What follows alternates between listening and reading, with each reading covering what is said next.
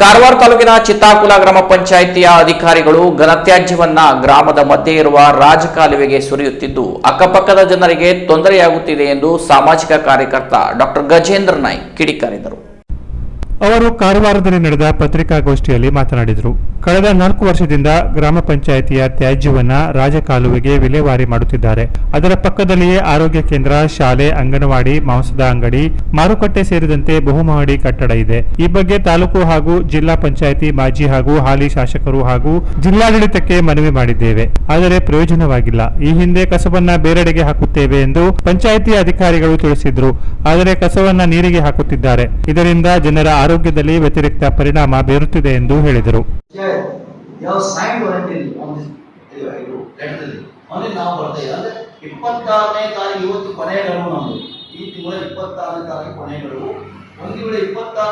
ಯಾವುದೇ ಒಂದು ಕಸದ ವ್ಯವಸ್ಥೆ ಆಗದೆ ಇದ್ದರೆ ನಾವು ಸಂಪೂರ್ಣ ಕಸವನ್ನು ತರುವುದು ಬಂದ್ ಮಾಡ್ತೇವೆ, ಅರ್ಥ ಮಾಡ್ತೇವೆ, ಸತ್ಯಾಗ್ರಹ ಮಾಡ್ತೇವೆ, ಬೇಕಾದ್ರೆ ಮಾಡ್ತೇವೆ. 26ರಲ್ಲಿ ಬನ್ನಿ, ಯಾಕಂದ್ರೆ ಯಾವುದೇ ನಿರ್ಣಯ ಆಗಬೇಕು ಅಂತ ಹೇಳಿ ಅಂದ್ರೆ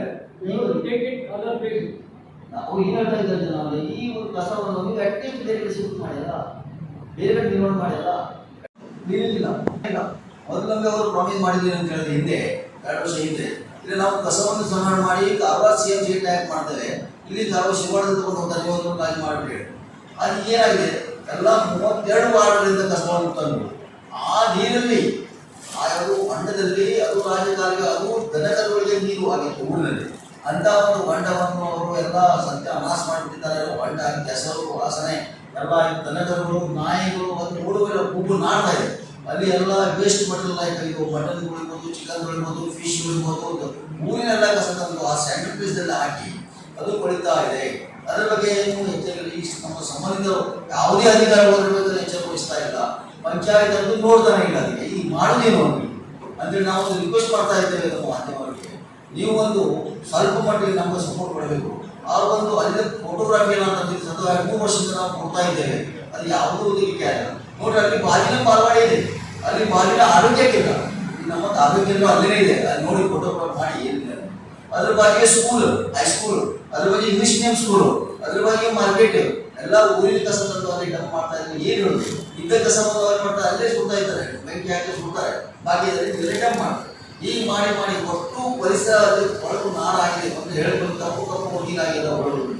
ಈ ತರ ಹೇಗೆ ಕರ್ನಾಟಕ ರಾಜ್ಯದಲ್ಲಿ ಅತಿ ದೊಡ್ಡ ಪಂಚಾಯತ್ ಪಂಚಾಯತ್ ಮತ್ತು ಸದಾಶಿವರಲ್ಲಿ ಕ್ವಾಲಿಫೈಡ್ ಪೀಪಲ್ ಬೆಳೆದಿಲ್ಲ. ಅವ್ರು ಏನು ಮಾಡಿದ್ರೆ ಸಮಾನವಾಗಿ ಪರಿಸರ ಬಗ್ಗೆ ಹೆಚ್ಚು ಕಾಳಜಿ ಇದ್ದವರು. ನಾವು ಸ್ವತಃ ನಾನು ಹೋಗ್ತಾ ಇದ್ದೀವಿ, ನಾವು ವಾರಕ್ಕೊಂದು ದಿವಸ ನಾವು ರಸ್ತೆ ಮುಗಿಸ್ತಾ ಇದ್ದೀವಿ ಕಸ ಹೋಗ್ತಾ. ಯಾಕಂದ್ರೆ ನಮ್ಮ ನಗರ ನಾಯಕರು ಟೀಮ್ ಸ್ವಚ್ಛ ಭಾರತ ಅಭಿಯಾನದಲ್ಲಿ ನಾವು ಅಲ್ಲಿ ಒಂದು ಸ್ಟಾರ್ಟ್ ಮಾಡಿದ್ದೇವೆ. ಮತ್ತು ಅಲ್ಲಿ ನಾವು ಸ್ವತಃ ಎಲ್ಲ ಕ್ವಾಲಿಫೈಡ್ ಜನ ರಸ್ತೆ ಗುಡಿಸಿ ಕಸ ಕೊಡ್ತಾರೆ.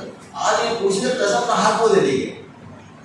ಈಗ ಅದರ ಬಗ್ಗೆ ಒಂದು ಸರ್ಕಾರ ಕಾಳಜಿ ವಹಿಸ್ತಾ ಇಲ್ಲ, ನಮ್ಮ ಪಂಚಾಯತ್ ಕಾಳಜಿ ವಹಿಸ್ತಾ ಇಲ್ಲ, ನಮ್ಮ MLA ಅವರು ಕಾಳಜಿ ವಹಿಸ್ತಾ ಇಲ್ಲ. ಮಾಜಿ MLA ಮಾಡಿದಷ್ಟೇ, ಹಾಲಿ MLA ಮಾಡಿದ್ರೆ ಯಾಕಪ್ಪ ಮಾಡ್ತಾರೆ. ಮತ್ತೆ ಈಗ ಲಾಸ್ಟ್ ಮನೆದಾಗ ಅಷ್ಟೇ ನಾವು ಇನ್ನೂ ಮುಂದೆ ಬಂದಿದ್ದೇವೆ. ಮಾಧ್ಯಮ ಬಂದಿದೆ, ನೀವಾದ ನಮ್ಗೆ ಏನೋ ಹೆಲ್ಪ್ ಮಾಡಿದ್ವಿ. ಯಾಕಂದ್ರೆ ಎಲ್ಲ ಅಧಿಕಾರಿಗಳು ಲೆಟರ್ ಕೊಟ್ಟು ಆಯ್ತು ಮಾಡಿದೆವು. ಅಲ್ಲಿ ಹೋಗುವಾಗ ಮೂಗು ಮುಚ್ಕೊಂಡು ಜನ ಹೋಗ್ತಾ ಇದ್ದಾರೆ. ವಿಚಾರ ಮಾಡಿ, ನೀವು ಬರೀ ನೋಡಿ, ಅದು ಕೂಡ ಇವರು ಸೆಂಟ್ರಲೈಟ್ ಪ್ಲೇಸ್. ಮತ್ತು ಅದರ ಮೇಲಾಗಿ ಇವರು ಕಂಟಿನ್ಯೂಸ್ ಅಪಾರ್ಟ್ಮೆಂಟ್ ಕಟ್ಟಿಗೆ ಪರ್ಮಿಷನ್ ಕೊಡ್ತಾ ಇದ್ದಾರೆ. ಈಗ ಆಲ್ರೆಡಿ 15-16 ಅಪಾರ್ಟ್ಮೆಂಟ್ ಆಗಿದೆ. ಆ ಪ್ರತಿಯೊಂದು ಅಪಾರ್ಟ್ಮೆಂಟ್ 100 ಮನೆಗಳು ಆ ಕಸಗಳು ಬರುವುದಿಲ್ಲ.